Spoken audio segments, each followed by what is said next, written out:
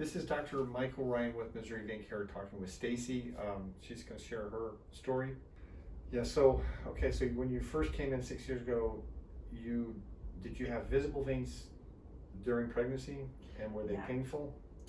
They weren't painful like to the touch, but I had visible bulging veins on both legs. I had them for, I think I got them with my second pregnancy, and by the time I came in, my kids were significantly older. I just put it off for so long, but yeah, the nurse had said, "Oh, these will probably go away," but I knew that they were genetic and that it had run in the family. And so. Well, she's partly correct in that they do go away to some degree, but what happens during pregnancy is that the hormones of pregnancy are present in part to increase the blood circulation to help get blood to the fetus, the placenta.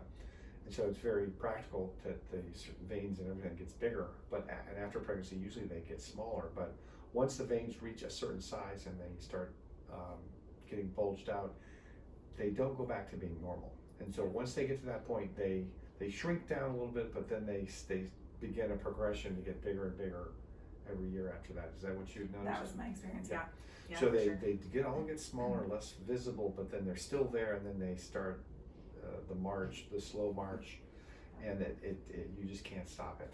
It's just not possible. So yes, and so we normally tell people, especially ladies that have a lot of trouble during pregnancy, that it's very reasonable to get a treatment between pregnancies if they're going to have more kids, to have a treatment before they have their next pregnancy, because they won't be as miserable. Were you miserable because of your leg during pregnancy, or was it something you noticed?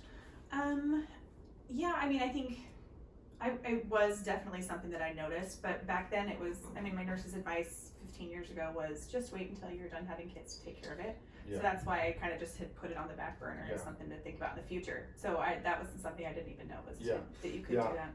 Yeah, so that's the common, that's the old-fashioned recommendation, which is to wait until you're 40 years old or whatever, 35, and have vein treatments. But now the treatments are so easy, you can see how easy they are, that you can get a lot of relief if you're planning on having more kids.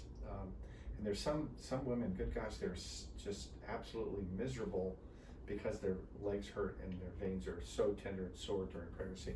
And the ones that are giving them a problem will most definitely be the same ones that come back. They, because those veins don't go away.